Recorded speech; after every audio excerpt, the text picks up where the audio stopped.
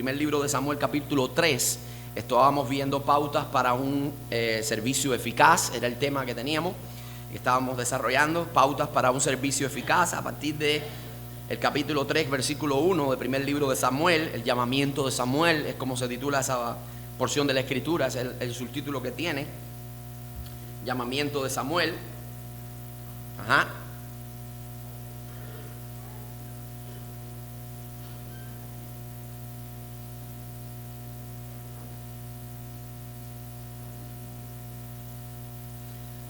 ¿Me dicen amén cuando lo tengan? Bien, leemos entonces la palabra de Dios. Dice así la escritura: el joven Samuel ministraba a Jehová en presencia de Elí, y la palabra de Jehová escaseaba en aquellos días. No había visión con frecuencia. Y aconteció un día que, estando Elí acostado en su aposento, cuando sus ojos comenzaban a oscurecerse de modo que no podía ver, Samuel estaba durmiendo en el templo de Jehová, donde estaba el arca de Dios. Y antes que la lámpara de Dios fuese apagada, Jehová llamó a Samuel y le respondió: heme aquí. Y corriendo luego a Elí, dijo: heme aquí, ¿para qué me llamaste? Y Elí le dijo: yo no te he llamado, vuelve a acostarte. Y él se volvió y se acostó. Y Jehová volvió a llamar a Samuel, y levantándose Samuel vino a Elí y dijo: heme aquí, ¿para qué me has llamado? Y él dijo: hijo mío, yo no he llamado, vuelve a acostarte. Y Samuel no había conocido aún a Jehová, ni la palabra de Jehová le había sido revelada. Jehová pues llamó la tercera vez a Samuel, y él se levantó y vino a Elí y dijo: heme aquí, ¿para qué me has llamado? Entonces, entendiendo Elí que Jehová llamaba al joven, y dijo Elí a Samuel: ve y acuéstate, y si te llamare dirás: habla Jehová, porque tu siervo oye. Así fue Samuel y se acostó en su lugar. Vino Jehová y se paró y llamó como las otras veces: Samuel, Samuel. Entonces Samuel dijo: habla, porque tu siervo oye. Y Jehová dijo a Samuel: he aquí, haré yo una cosa en Israel, que a quien la oyere le retiñirán ambos oídos. Aquel día yo cumpliré contra Elí todas las cosas que he dicho sobre su casa, desde el principio hasta el fin. Y mostraré que yo juzgaré su casa para siempre, por la iniquidad que él sabe, porque sus hijos han blasfemado a Dios y él no los ha estorbado. Por tanto, yo he jurado a la casa de Elí que la iniquidad de la casa de Elí no será expiada jamás, ni con sacrificios ni con ofrendas. Y Samuel estuvo acostado hasta la mañana y abrió las puertas de la casa de Jehová. Y Samuel temía descubrir la visión a Elí. Llegando pues Elí a Samuel, le dijo: hijo mío, Samuel. Y él respondió: heme aquí. Y Elí dijo: ¿Qué es la palabra que te habló? Te ruego que no me la encubras. Así te haga Dios y aún te añada, si me encubres las palabras de todo lo que habló contigo. Y Samuel se lo manifestó todo, sin encubrirle nada. Entonces él dijo: Jehová es,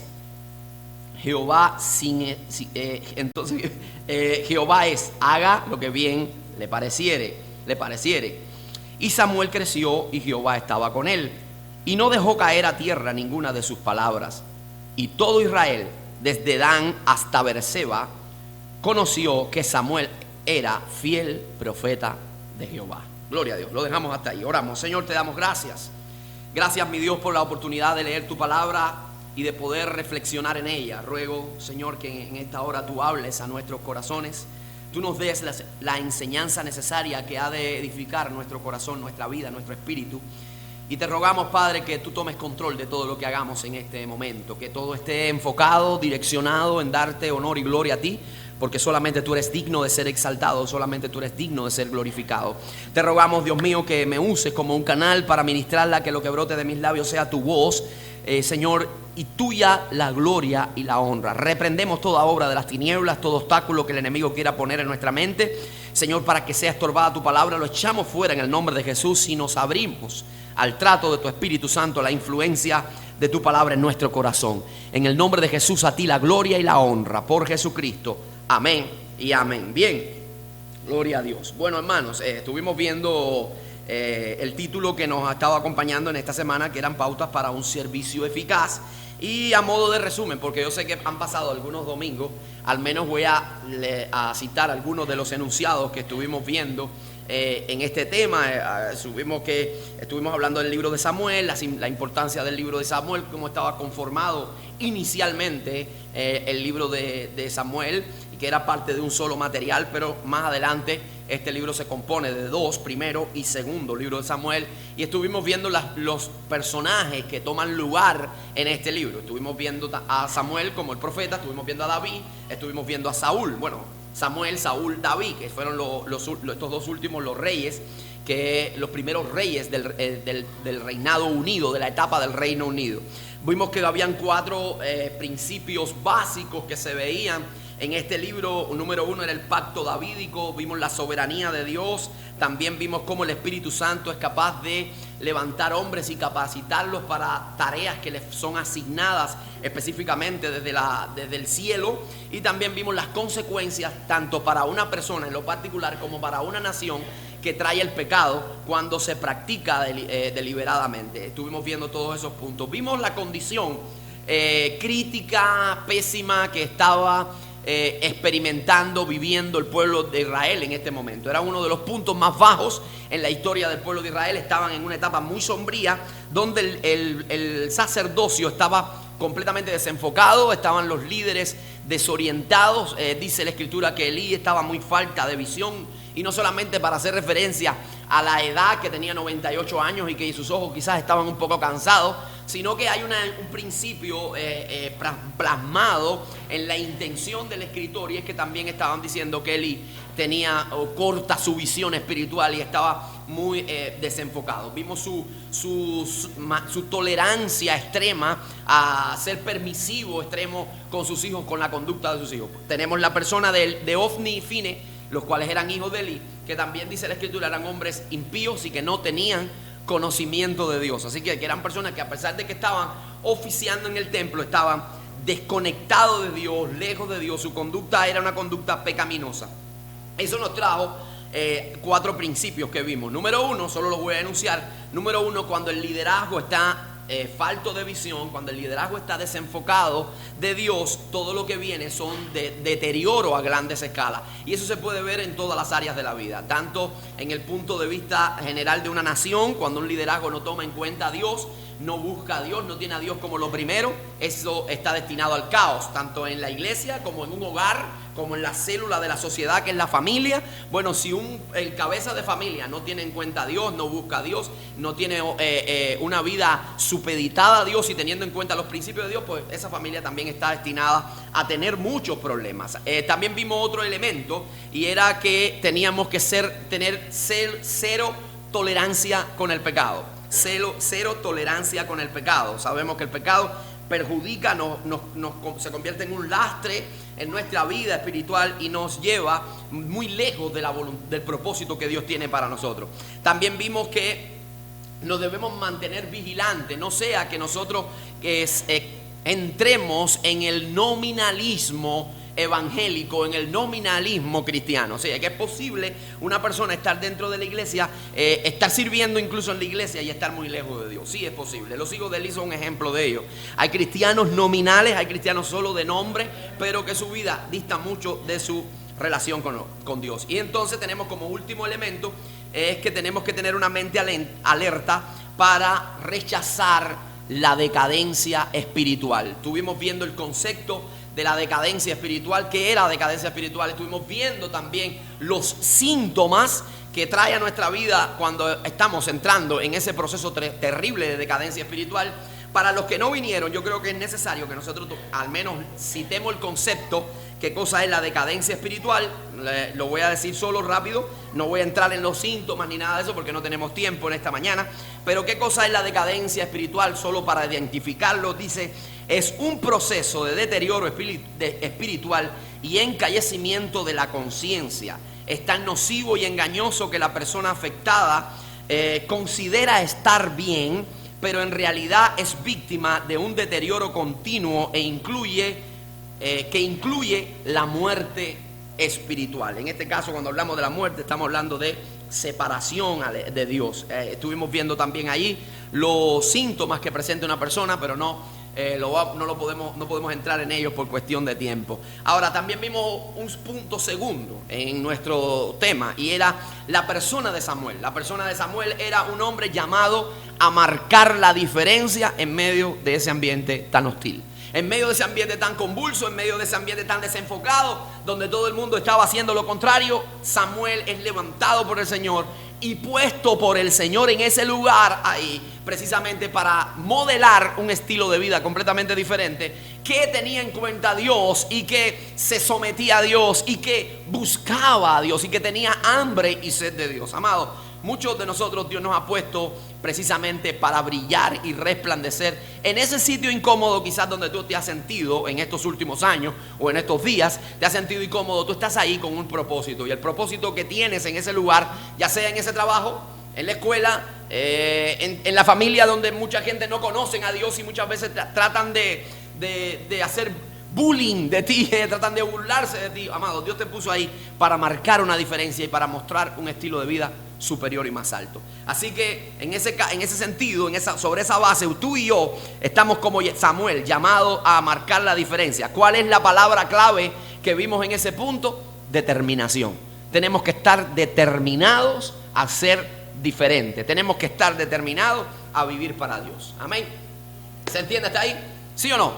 Amén. Entonces vamos a entrar ya en el tema que no vimos en esos días. Y vamos a entrar en esta mañana en un punto, en el punto número 3 de este tema, que tiene que ver con los principios que considero son principios insoslayables para desempeñar un servicio efectivo, para desempeñar un servicio eficaz. Tenemos que tener en cuenta estos principios. Si usted quiere ser un siervo de Dios efectivo, que Dios te use con poder, si quieres ser efectivo en tu vida cristiana, bueno, pues tenemos que tener en cuenta estos principios, estos 3 principios que vamos a estar desarrollando. Yo quiero preguntar en esta mañana lo siguiente: ¿cuántos queremos ser siervos útiles en la obra de Dios? Amén.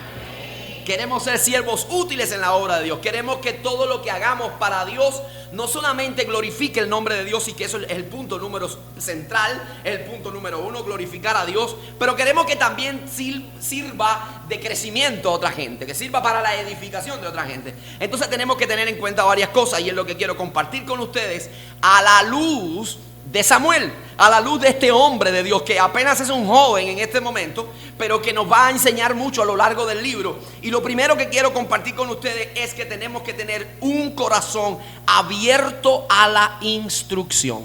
Escuche bien, si usted quiere ser un siervo de Dios eficaz, si usted quiere ser un buen creyente, un buen cristiano, un cristiano útil, lo primero que tenemos que tener en cuenta es que tenemos que tener un corazón abierto a la instrucción, un corazón abierto y dócil a la enseñanza.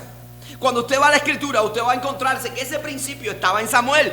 Cuando usted ve el capítulo 1 que estamos leyendo, del capítulo 3, del versículo 1, dice que el joven Samuel ministraba a Jehová en presencia de Elí.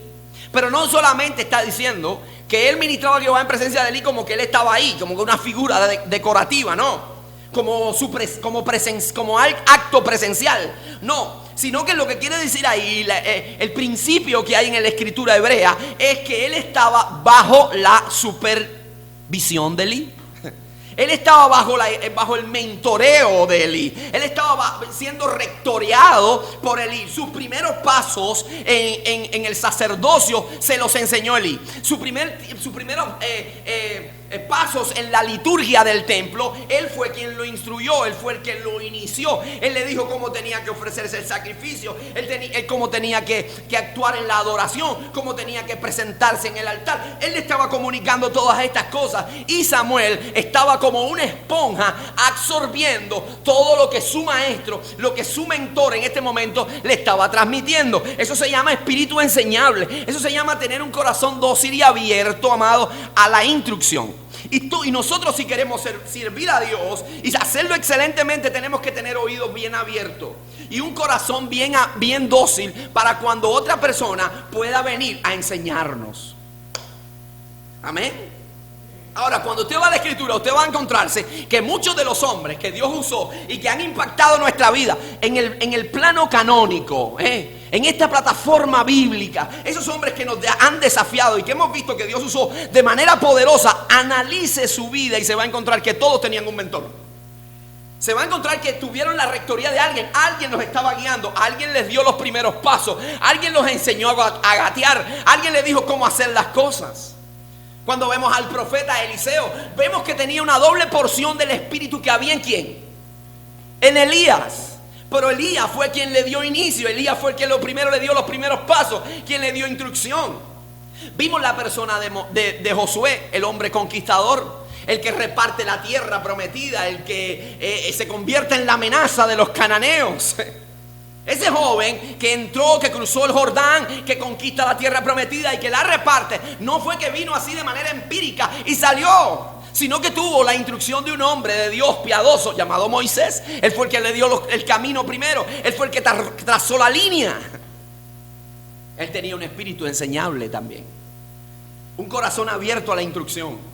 Vemos hombres tan usados por el Señor en el tiempo en la iglesia temprana, como Timoteo, como Tito, quien pastoreó en Creta, como el mismo Timoteo que pastoreó en Éfeso y tuvo un ministerio excelente, un ministerio brillante. ¿Quién los mentoreó? ¿Quién los rectorió? ¿Quién les enseñó? ¿Quién les abrió los primeros pasos? ¿Quién les abrió la Escritura?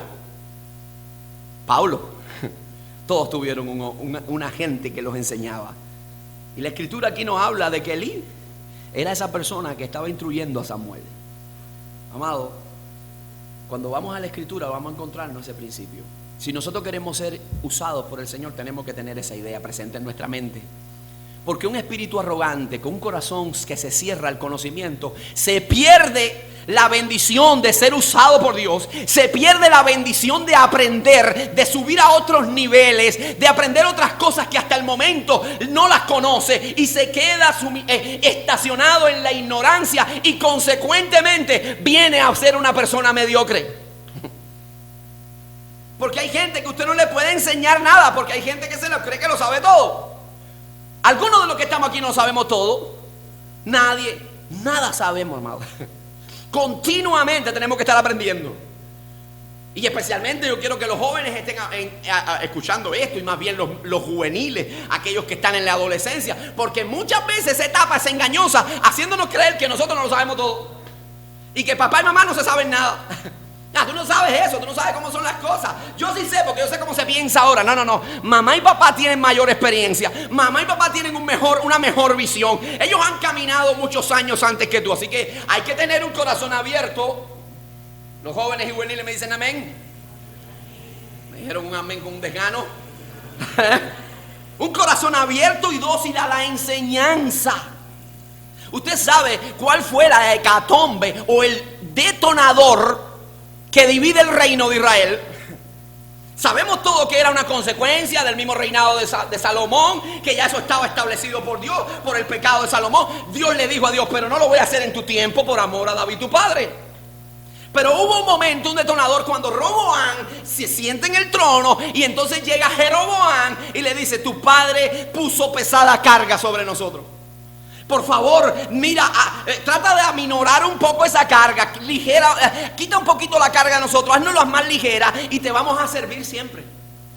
Entonces, ¿qué hizo Roboam? Él fue a donde estaban los ancianos, él fue a donde estaban los que peinaban canas y le dijo: ¿cuál es el consejo que ustedes tienen para mí? Bueno, pues el consejo, muchachos, es que oigas lo que ellos dicen, porque tiene razón lo que dicen. Tienes que bajarle un poco, tienes que bajarle 2 rayitas, tienes que quitar un poco de carga. Y él dijo: este consejo no me conviene. Y fue a donde estaban los jóvenes, los compañeritos de escuela, los que jugaban con él a la quimbumbia, los que jugaban pelota en 4 esquinas. Él fue a donde estaban ellos y le dijeron: no, usted no puede hacer eso.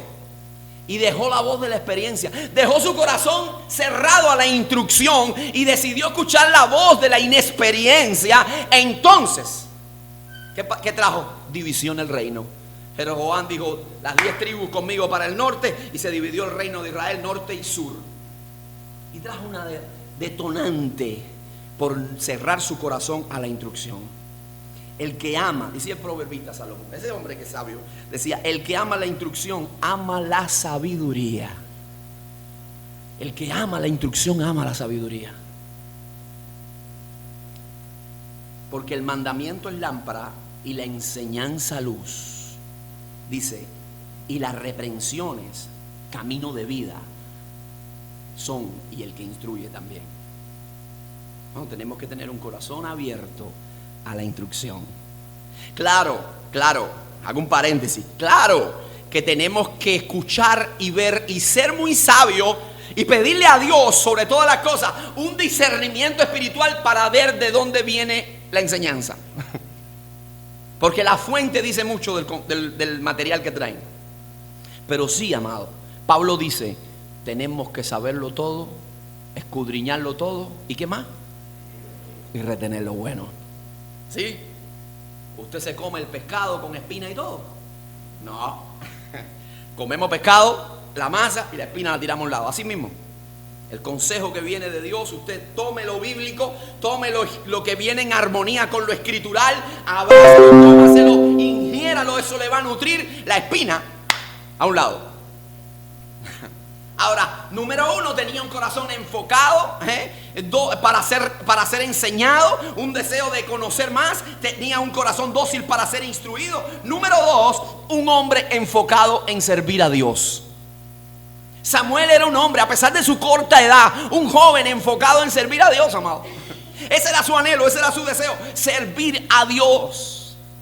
Y usted dice, pastor, pero ¿cómo usted llega a esa conclusión? Porque el texto no dice específicamente, y Samuel tenía una gran pasión por servir a Dios. No lo dice. Pero sin embargo, cada vez que usted va a encontrarse en los primeros capítulos de este libro alguna referencia a Samuel, la cual muy intencionada se pone en comparación con las actitudes de los hijos de Elí, usted se va a encontrar que en todo momento Samuel está sirviendo a Dios. Por ejemplo, capítulo 2, versículo 11, dice la escritura en el capítulo 2, versículo 11, dice, y el niño ministraba a Jehová delante de Elí. El niño, el Cana, dice, el Cana se volvió a su casa en Ramá y el niño ministraba a Jehová delante del sacerdote Elí. Pero si sigue más adelante, usted va a ver en este mismo capítulo 8, el versículo 18 dice, y el joven Samuel ministraba en la presencia de Jehová vestido de un efod de lino. ¿Usted sabe qué cosa le quiere decir la palabra ministrar? Servir, ¿no? Entendemos que un ministro es servir. Y en el capítulo 3 dice, y entonces Samuel ministraba a Jehová en presencia de Elí. Continuamente usted va a ver que el Samuel está sirviendo a Dios. Lo que había en su corazón era una gran pasión, amado, por servir a Dios donde quiera que esté. Ese era su anhelo, ese era su sueño. Él sabía, amado, que para eso había sido creado. Él sabía que si él estaba en ese lugar es porque Dios lo había llamado aún desde el vientre de su madre. Que la decisión de entregarlo al servicio de Dios no solamente fue algo que salió de la madre, sino que el mismo Dios que produce el querer como el hacer lo puso en el corazón de Ana y ella lo entregó a Dios, y ahí estaba él cumpliendo parte del propósito para el cual fue creado. Amén. Amado, cuando usted está sirviendo a Dios, usted está cumpliendo el propósito para el cual fue creado. Usted está creado para la alabanza de la gloria de Dios. ¿Cuántos dicen amén? Pero número 2, usted está creado también para servir a Dios. Por eso cuando usted sirve a Dios, usted se siente pleno. Por eso cuando usted sirve a Dios, usted se siente satisfecho. Por eso cuando usted sirve a Dios, hizo una obra para su gloria y su nombre sea exaltado, usted se siente como flotando, porque usted dice, estoy haciendo lo que Dios me dijo que hiciera y para lo que Él me puso en este momento histórico importante en mi vida, para lo que Él me creó. Cuando dejamos de servir a Dios, escuche esto, cuando dejamos de servir a Dios, estamos dejando escapar la posibilidad de cumplir el propósito para el cual fuimos creados. Y consecuentemente también se pierde parte del sentido de nuestra existencia. Porque para eso fuimos creados, para servir a Dios. Cuando usted analiza la vida de los hombres de Dios en la iglesia del primer siglo, amado hermano, usted va a encontrarse hombres que estaban deseosos de servirle. Por ejemplo, hubo un momento en que a Pedro y a Juan le dijeron, oye, no pueden predicar más. Oye, no pueden seguir hablando más de Jesús. Y ellos dijeron, bueno, pues evalúen ustedes. Evalúen a quién yo debo servir. Si servir primeramente, si obedecer primeramente a los hombres antes que a Dios. pero yo tengo que obedecer primeramente a Dios. Así que no podemos dejar de decir lo que hemos visto y oído. No podemos dejar de hacerlo. Esta es nuestra pasión. Necesitamos enfocarnos en servir a Él. Por eso vemos a Pablo, Hechos capítulo 14, a Pablo y Bernabé llegando a Iconio. Y lo primero que estaban haciendo Pablo y Bernabé cuando llegan a Iconio es desarrollando un servicio de predicación de la palabra en ese lugar, en la sinagoga de los judíos. Porque ese era su anhelo, esa era su pasión, amado.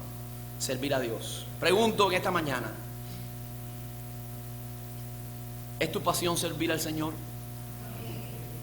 Pregunto en esta mañana, ¿qué estamos haciendo al respecto? ¿Qué estamos haciendo al respecto? Escúchame, muchas veces nosotros limitamos el servicio a Dios a lo que vemos en el culto. Y decimos, bueno, el servicio a Dios es cantar, es predicar, es enseñar, es decir una poesía, es hacer una expresión corporal, es tener algún talento musical y tocar algún instrumento. No. ¿Por qué estamos reduciendo el servicio a Dios a tan poca cosa? Y no estoy diciendo que eso sea algo poca cosa. Es algo precioso, algo loable los que lo hacen para su gloria y su honra. Pero, escuche bien, hay otras áreas en las cuales podemos servir a Dios. Y podemos ser útiles. Usted puede ser útil limpiando el templo. ¿Usted no lo sabía? Usted puede ser útil visitando a un hermano y está sirviendo a Dios. Orando por un hermano, estamos sirviendo a Dios. Aconsejando a un hermano, está sirviendo a Dios. La Biblia nos dice que todo lo que hagáis, lo hagan para la gloria de Dios. Entonces hay muchas maneras de poder desarrollar un servicio excelente a Dios. Amado, enfoquémonos en eso. Y tercera razón o tercera causa insoslayable para un buen servicio a Dios es que el siervo de Dios tiene que estar presto para oír y obedecer. Mire lo que dice la Escritura, versículo 10 de este mismo capítulo 3. Dice, y vino Jehová y se paró y llamó a voces a Samuel.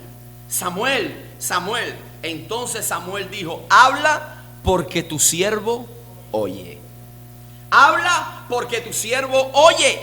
Usted sabe, hay un escritor, un comentario muy interesante que él escribió acerca de este tema.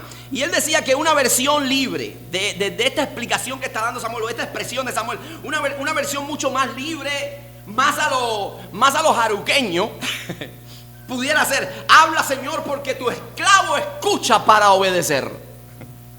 Eso es lo que quiere decir. Porque tenemos que enfocarnos en los principios de la Escritura y en la etimología de las palabras. Amado, hoy por hoy se ha estropeado el concepto. Usted sabe, hoy cuando usted le dice a una persona, este es un ministro, lo que tiene la gente en mente es otra cosa, no lo que el concepto bíblico. Cuando usted dice, este es el ministro tal, ¿qué usted piensa? Usted cierra los ojos hace un momento y dice, el ministro tal, ¿y qué le viene a la mente? ¿Qué le viene rápido a su imaginación? Una guayabera blanca, un portafolio, un carro negro con cristales carvales, una barriga bien grande, muy importante. Ese es un ministro. Ay, el ministro fulano viene. Ay, una guayabera, el pantalón negro, una escolta, una gente atrás con cosita aquí. No te acerques, es el ministro. No, amado. La palabra ministro en el contexto bíblico significa esclavo. Esclavo, siervo. Y todos quieren ser tratados como ministros con el concepto occidental, pero no como esclavos, conforme el concepto bíblico. ¿Usted se imagina? En esta noche nos va a predicar la palabra el esclavo Henry Mayor. Oye, nadie quiere eso. Nadie quiere eso. Todo el mundo, el ministro tal, fulano, con tantos títulos rimbombantes y tantas cosas. No, el esclavo, somos esclavos de Dios. Somos siervos de Él. Entonces dice Samuel, habla porque tu esclavo está oyendo. Tu esclavo está oyendo. Y cuando la palabra oír significa oír con intención de hacer, oír con intención de obedecer. Amado hermano, si nosotros los que venimos todos los domingos a esta iglesia tenemos ese concepto tomado en nuestro corazón, logramos asirnos de esa verdad, yo me siento sumamente satisfecho, sinceramente. Porque no es solamente oír lo que aquí se nos predica, no solamente decir, mira el texto y se ilustró con aquel versículo bíblico, con aquello. No, sino salir de aquí dispuesto a obedecer lo que se nos enseñó.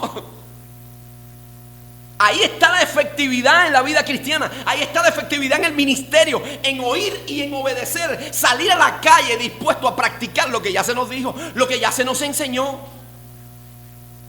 Al diablo no le preocupa que nosotros no sepamos la Biblia de punta a cabo. No nos preocupa que nosotros no sepamos la Biblia de Génesis a Apocalipsis, de tapa a tapa. No le preocupa. Le preocupa cuando nosotros vivimos la Escritura, cumplimos la Escritura, obedecemos la Escritura. Nos convertimos en una amenaza para el diablo, para el infierno, en un estorbo, y nos convertimos en un instrumento útil en las manos de Dios. No solo para abrimos nuestro corazón a las bendiciones, sino que nosotros somos de bendición a otras personas. Amado, prestos a oír y a obedecer.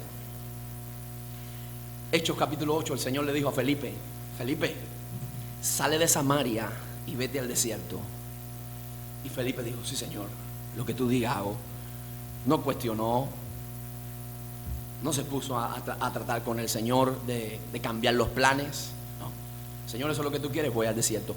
Y resultado de esa obediencia fue que un etíope reconoció al Señor ahí y fue bautizado. Y se fue a Etiopía con el mensaje de las buenas nuevas. El apóstol Pablo de pronto tenía una intención de ir a Asia y a Bitinia. Escuche qué interesante ese texto, y se lo pueden leer en el libro de los Hechos. Él tenía en su corazón el deseo de ir a Asia y Bitinia. ¿A qué? A predicar la palabra, a enseñar la palabra.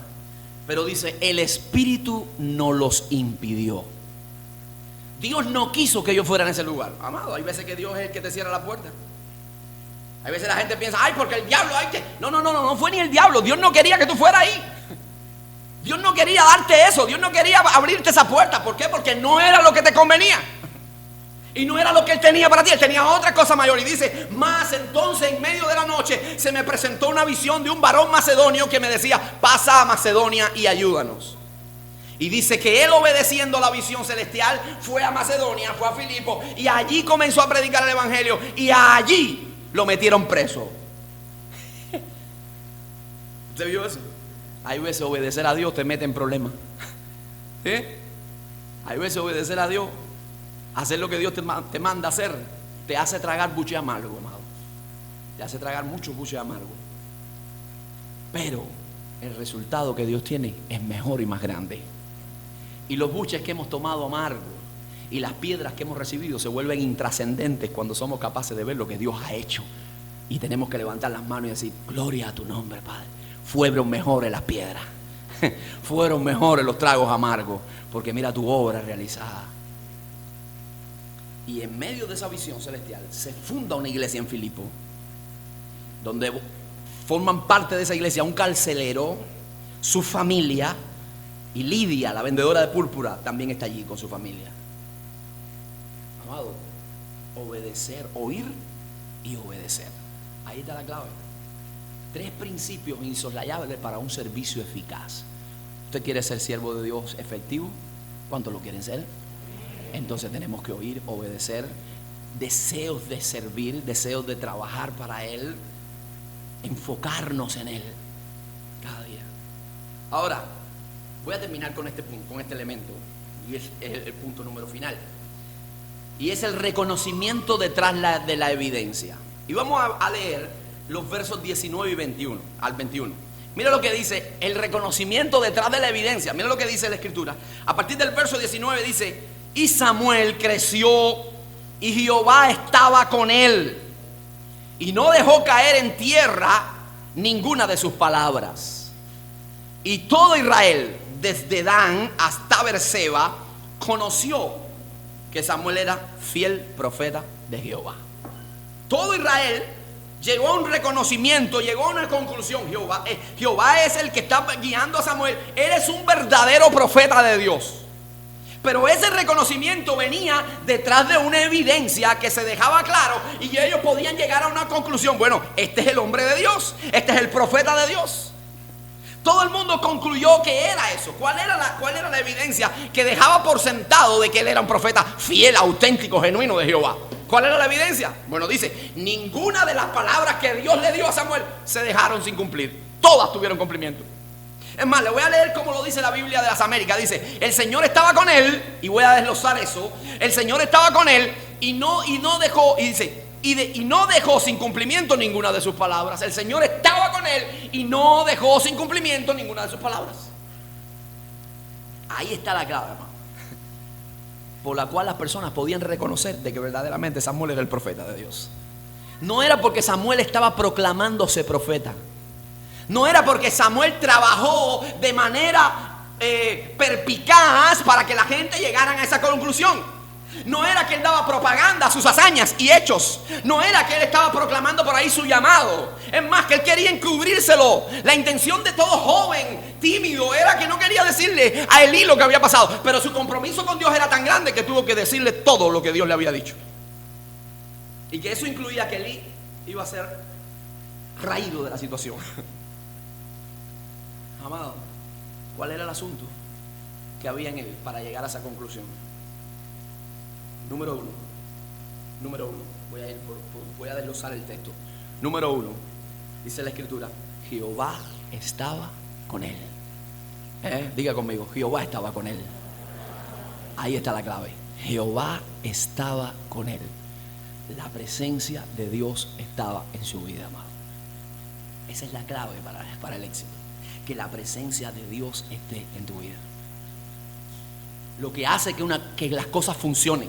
Lo que hace que nuestra vida resplandezca, dé frutos. Lo que hace que tu caminar sea como el de la luz de la aurora, que va en aumento hasta que el día es perfecto. Que tú des fruto y florezca como las palmas y los cedros en el Líbano, como dice el salmista. Es que la presencia de Dios esté contigo. No es las habilidades, no es el talento, no es lo que has aprendido, no es el conocimiento almacenado en la materia gris. Lo que hace que tu vida vaya en aumento es que Dios esté contigo todos los días, palmo a palmo, cada momento, 24/7, 365 días del año. Cuando la presencia de Dios está, las cosas van adelante. Lo que más anhelo, amado, en mi vida es eso. Lo que más yo deseo es que la presencia de Dios esté en mi corazón y esté conmigo en todo lo que vaya a emprender, amado, porque eso es lo que garantiza el éxito.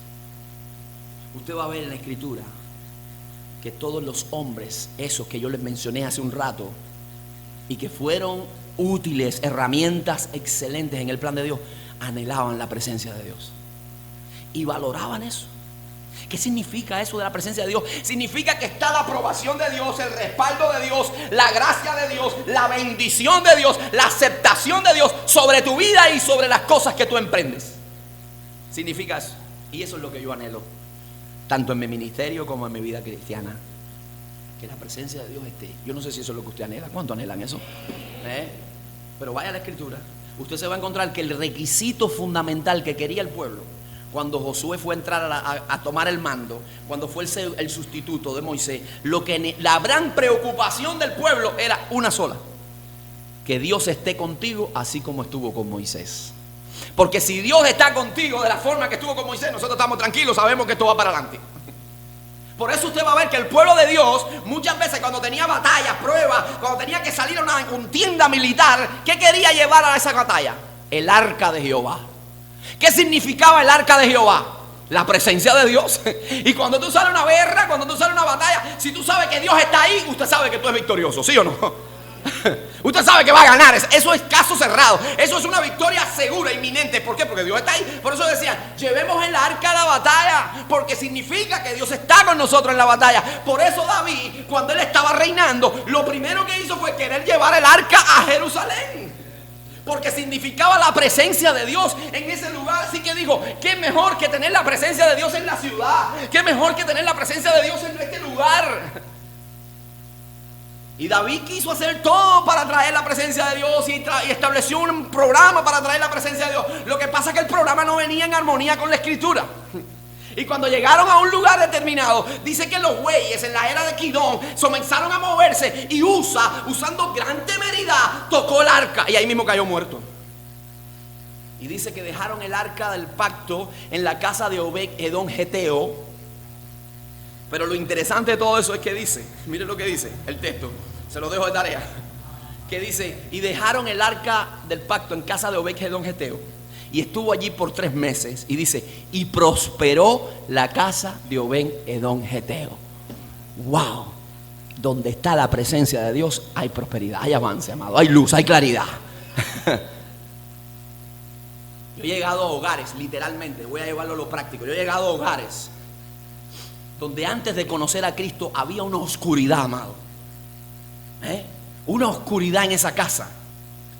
Y había una oscuridad reflejada no solo en la casa, sino en los ojos de las personas que en esa casa estaban. Y una vez que recibieron a Cristo, que abrieron su corazón a Cristo, que a través de la persona del Espíritu Santo, la presencia del Padre, del Cristo vino a habitar en sus corazones, entonces al pasar del tiempo usted visita nuevamente esa casa y usted ve todo un resplandor, la casa pintadita, todo diferente, la gente vestida diferente. Usted dice, ¿qué pasó?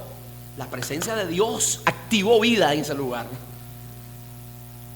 Por eso la casa de Obed-Edom geteo prosperó. Y cuando David, lo más interesante es que cuando David se enteró de eso, porque alguien le dijo, oye, el arca está en casa de Obed-Edom geteo, ¿te acuerdas? Hace 3 meses que lo dejaste ahí. Sí, tú no sabes cómo ese hombre ha prosperado. Y David dijo, ¿cómo?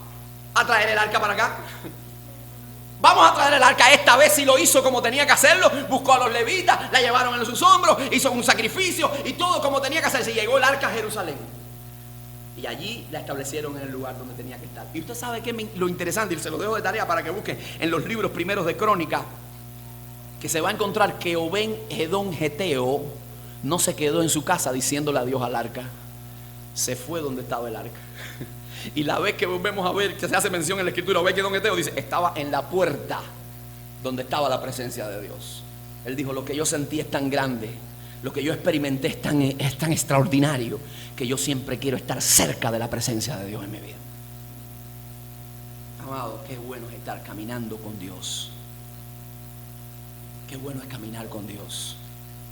Porque cuando tú caminas con Dios y tú tienes la presencia de Dios permanente en tu vida y tú la estimas como lo más valioso en tu corazón, usted sabe que tu vida va a florecer. Pero tú vas a experimentar tantas cosas lindas de parte de Dios. Y vas a experimentar el toque de Dios a cada instante. Él va a tener la palabra oportuna en el momento que más tú lo necesitas. Él va a darte la fuerza que tú necesites cuando ya tú no tienes ninguna para seguir adelante. Y Él va a abrir mares delante de ti que te vas a quedar impresionado, porque no ha sido otra cosa que su presencia delante de ti. Lo que más necesitamos es la presencia de Dios. Pero hay un elemento clave. Escuchen, si usted quiere la presencia de Dios, usted tiene que entender de que la presencia de Dios, tenemos que entender que la presencia de Dios no habita donde hay pecado. No habita donde hay pecado. No habita donde hay rebeldía. No habita donde lo que más se anhela no es la gloria de Dios, sino la gloria humana y el beneficio humano. Y si esas cosas estarían en nuestro corazón por alguna razón, están ahí, pidámosles a Dios que las quite en el nombre de Jesucristo, para experimentar su presencia diariamente en nuestra vida. ¿Usted sabe por qué? Porque donde hay paz, donde hay amor, donde hay bendición, donde hay gracia, donde hay humildad, allí es el lugar de Dios. La Biblia dice, yo habito el Señor en las alturas, en la santidad y con el quebrantado y humilde de espíritu. Allí habita Dios. Esa es la morada de Dios. Entonces, número 1, la presencia de Dios estaba con él. Número 2, y ya voy terminando. Número 2, ya estoy terminando. La palabra de Dios, ni más ni menos. La palabra de Dios, ni más ni menos. Dice, y todo lo que Samuel decía, Dios lo cumplía. Por eso era la evidencia, el reconocimiento tras la evidencia, porque todo lo que él hablaba tenía cumplimiento. ¿Cuáles eran los parámetros? ¿Usted sabe lo que era un profeta? El profeta era la persona autorizada por Dios, asignada y con la autoridad del cielo para mostrar la voluntad de Dios a los hombres e instruir a los hombres. La palabra es naví en el idioma hebreo, y quiere decir alguien que habla en nombre de, o alguien que da testimonio de. Se usa más de 300 veces en el Antiguo Testamento. Y esa persona era la persona cualificada, llena de Dios, autorizada por Dios, asignada por Él para transmitir la voluntad de Dios al pueblo e instruir a Dios al pueblo en sus preceptos. Ese era Samuel. Eso es lo que vimos en Juan el Bautista, eso es lo que vimos en Elías, eso es lo que vimos en Eliseo y en todos esos profetas, que lo que hacían era transmitir el mensaje de Dios. No era su mensaje. Por eso tenía cumplimiento, y ahí es la clave. El cumplimiento no es que ellos decían lo que querían decir, sino lo que Dios le había dicho que dijera. Y las cosas se van a cumplir cuando un predicador, cuando un vocero de la palabra de Dios solamente se limita a decir lo que está ahí, no lo que él piensa, porque entonces no va a fructificar. Pero él quería decir lo que Dios solamente había establecido, y todo tenía cumplimiento. Y esos eran los parámetros para medir un profeta en el Antiguo Testamento, según el libro de Deuteronomio. Cuando usted ve, dice, si usted quiere saber si un profeta falso, un profeta de verdad de Jehová, bueno, cuando se cumpla la palabra. Cuando se cumple esa palabra, usted dice, Dios habló. Esa profecía en aquel momento. La profecía de nuestro tiempo es diferente, porque ya la palabra está anunciada, y nosotros solamente hacemos anunciar lo que ya está dicho. No tengo que inventar nada. ¿Y qué es lo cual es mi consejo en esta hora, amado? Número uno, cuando el punto uno, no haga nada si Dios no está con usted. No emprenda ningún proyecto si no sabe que la presencia está. Número dos, no diga nada si no sabe que no es de Dios. Si no diga la palabra, no abra su boca si no es la palabra de Dios, si no es lo que Dios le ha dicho que diga. Porque si es palabra nuestra, si es palabra particular, interpretación particular, lo que vamos a terminar teniendo es descrédito y deshonra delante de Dios y delante de los hombres. Pero cuando nosotros decimos tal lo que Dios ha dicho que nosotros digamos, usted va a tener honra delante de Dios. Y no importa que en algún momento tenga descrédito delante de los hombres. Y ese es un riesgo que siempre tiene que vivir el predicador. Ese es un camino que tiene que andar, tristemente. Pero esa es parte del precio del llamado. Hay veces va a ser abrazado, porque la palabra vino con un aliento, tal y lo que necesitaba. Pero otras veces viene con una vis profética, con el látigo, como venían los antiguos profetas en la antigüedad, como venía Isaías a los reyes, como venía Jeremías y hablaba fuerte y decía, wow, este profeta no me trae tanta alegría al momento. Pero sí somos como Samuel, que oímos y obedecemos la palabra. Olvídate del profeta. Si no te agrada su forma, si no te gusta cómo lo dice, olvídate del profeta. Lo que está transmitiendo es de Dios, y cumple eso, porque lo importante es lo que la palabra puede hacer en tu corazón y a dónde pueda llevarte. ¿Cuál era el éxito en la vida de Samuel? Número uno, la presencia de Dios estaba con él. Número dos, obedecía y comunicaba el mensaje tal y como Dios lo había dicho. Hay mucha gente hoy diciendo cada cosa en nombre de Dios, amado. Yo me erizo sinceramente cuando oigo a la gente que dice, vengo de parte de Dios, o Dios me dijo. Amado, porque a veces decimos Dios me dijo a cada cosa que no tiene nada que ver con lo que Dios dijo de verdad, y que no tiene nada que ver con la revelación de la Escritura. Dios me dijo esto, ¿ok? ¿Y dónde está eso en la Biblia? Porque lo que tú dices que Dios te dijo está diametralmente opuesto a lo que dice la Biblia. Dios me dijo que me metiera en el patio de mi vecino y le acabara con los aguacates. Dios no dice eso. Dios dice no robarás. Dios me dijo que esa mujer del vecino iba a ser la sierva que él tenía para mí. No, eso es adulterio. No codiciarás a la mujer de tu prójimo, dice la Biblia. Entonces, lo que Dios me dijo tiene que estar en armonía con esto, amado. Y eso hace que un ministerio sea efectivo, que un ministerio sea eficiente. Anhele la presencia de Dios, y esa es la base. Porque cuando usted tiene la presencia de Dios, usted va a tener temor a Dios, y todo lo que va a abrirse de su boca va a ser para cumplir la voluntad de Dios. Anhele la presencia de Dios, desee estar tiempo con Dios, y usted verá cómo su vida va a ir en aumento cada día. El mejor lugar donde usted pueda estar es muy cerca de Dios. Aunque usted se encuentre en el corazón del África, aunque usted se encuentre en el medio del Amazonas, si Dios está contigo, tú vas a florecer en ese lugar. ¿Cuántos dicen amén? No importa que tú estás pasando ahora un momento difícil. No importa que tú estás viviendo ahora en medio de una familia donde la gente no te entiende. No importa que tú estés en medio de un centro de trabajo donde tú dices, aquí nadie es cristiano y muchas veces me avasallan y están buscando el momento para atacarme y dirigen los misiles para cuestionarme. No importa, porque si tú estás ahí con la presencia de Dios, tú vas a florecer, tú vas a resplandecer y Dios te va a usar para gloria y honra de su nombre. ¿Cuántos dicen amén a eso? Amado, vamos a ponernos de pie entonces esta mañana y vamos a pedirle a Dios que así como Samuel, nosotros también podamos desarrollar un servicio a Él de manera efectiva, eficiente, eficaz. No importa en el área que tú estés, si lo haces para Él y si lo haces con una motivación genuina, entonces sigue adelante, sigue perseverando y espera la bendición de Dios. Vamos a orar, Señor.